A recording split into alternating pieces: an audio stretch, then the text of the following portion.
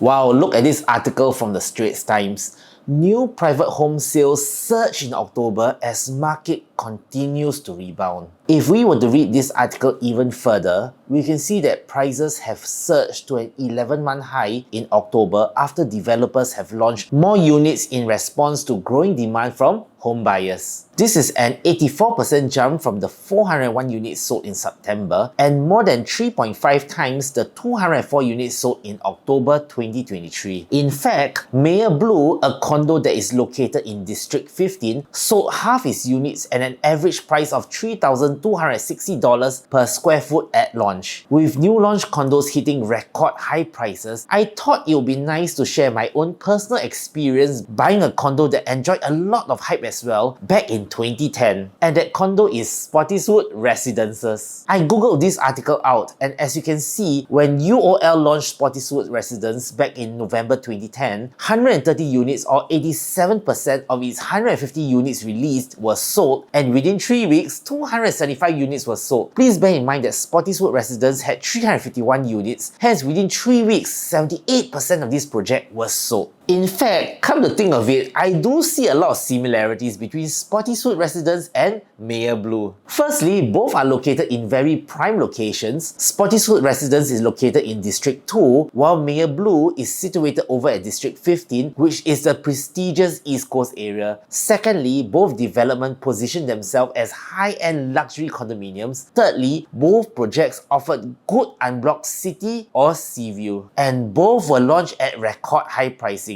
I bought my 26th floor unit at $2,025 per square foot over in 2011. That was like a record then. Meyer Blue is also launching at a record price of $3,260 per square foot at launch. So why did I do it?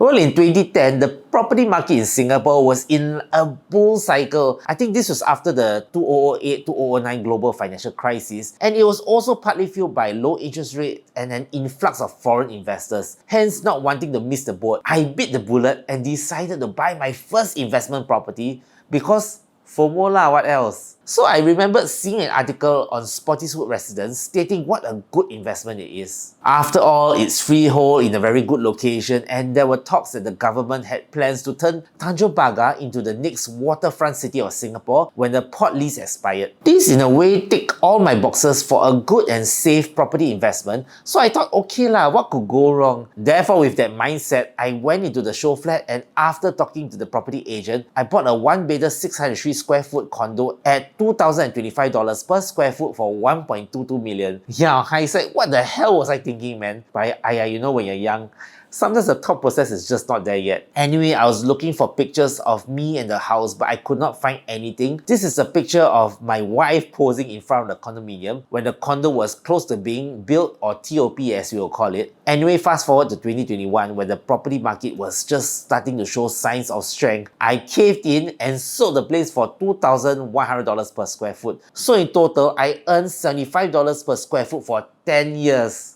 Okay lah, I mean the property was rented out, but adding back all the rental, I would have earned much more if I did more research. So here are 7 mistakes that I have made, and I'm hoping that by sharing all these to you guys, it will encourage any future property investors or owners to do more research and due diligence and not just blindly commit to a property without much thought process. Because these investments, if done wrongly, can really wreak havoc to your life and investment portfolio. But before I begin, my name is Darren, I'm from Singapore, and in my YouTube channel, I talk about all things personal finance. These topics include credit cards, saving accounts, investments such as stocks, options and property, and the occasional travel related content. So if these topics are something that will interest you, then do consider smashing that subscribe button and also turn on that notification button so that you will not miss any new videos. Mistake number 1 was buying a small unit. Back in 2010-2011, shoebox units were like the latest craze. They were small and hence had a lower point of entry. Hence, they appealed to people who had smaller budgets but yet wanted to own a property. In fact, I was so fixated on the price that I ignored the fact that I was getting my unit at a very high PSF. But you see, the problem when it comes to buying a very small unit is that there is not much price appreciation because of a lack of buyers in the secondary market. And this leads me to my second mistake, and that is not having a proper exit strategy. During the point of time, I did not really have a game plan. land, I remember the show flat agent telling me all about Tanjung Pagar turning into a prime waterfront space and told me to imagine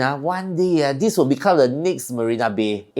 2024 now and honestly nothing has been done lah. On hindsight, I should have had the demographics of buyers in mind. As a HDB owner now and a parent to 3 kids, if I were to sell my flat and upgrade into a condominium, I won't be looking for a 600 square foot house. It's just not practical lah. I should have placed more emphasis on the size as well as how near my unit would be to good amenities such as schools, malls, MRT, etc. and not be so fixated on location to town and freehold. I remember during that time, the agent kept saying that location was the most important. Location, location, location. But actually, I think location could also mean location towards good amenities and not just location near town. The third mistake was ignoring the PSF of the project. All I saw was a nominal amount. I was like, wow, $1 million can get a Citi unit. But I think with that budget, I could have easily gotten a 3 or 4 bedroom unit somewhere in Tanah Merah, which would have made much more sense lah, come on. And I can still move in once I get married. I don't know why I never thought of that. My fourth mistake was buying on impulse and not exploring more new launches as well as resale projects. If I met more agents and went for more property viewing, I could have gotten a better feel of the property market and also different perspectives. And that would have allowed me to have made a much more calculated bet as compared to just seeing one unit and assuming it's the best that the market had to offer. This is the thing about show flats.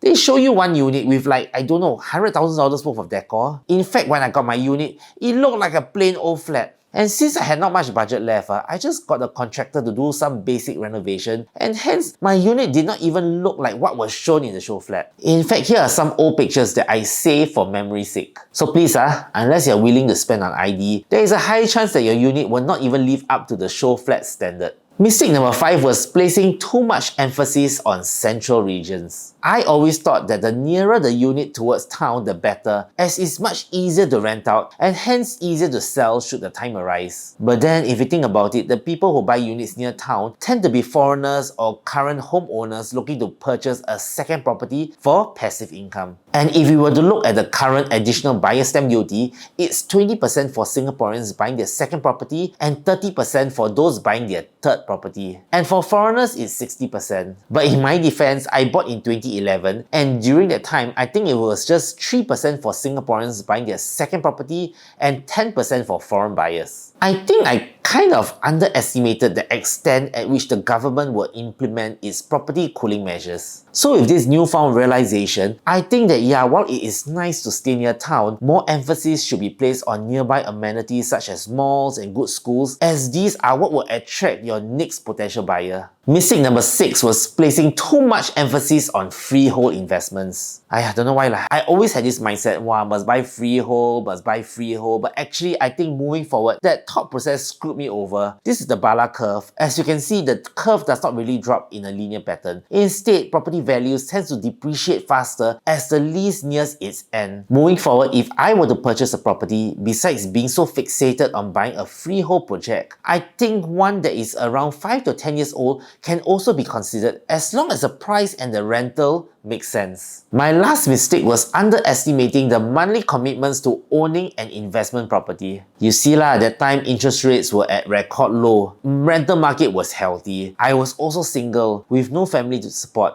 So I could save like 70% to 80% of my income as I was living with my parents and had very little bills to pay. But sometimes life can change in an instant. I met my wife in 2013, got married in 2014 and had my son in 2015. After that, boom, boom, boom, bills just kept piling up. And to make matters worse, the rental market actually slowed down. Previously, I was getting $3,500 a month for rent. It dropped to $3,000 a month and never went back up. That meant I had to pay a portion of the loan in cash. And it was really tough since I was self-employed and had no CPF. Oh yeah, and also, do you know maintenance fees for most new launches tend to be very expensive, at least in my opinion. I think it's due to more modern facilities and amenities as well as a higher standard of the finishing. Whereas older projects, they tend to have more basic amenities that are less costly to maintain. I can't remember offhand exactly how much I was paying then, but I think it was $1,200 per quarter. That is out of pocket.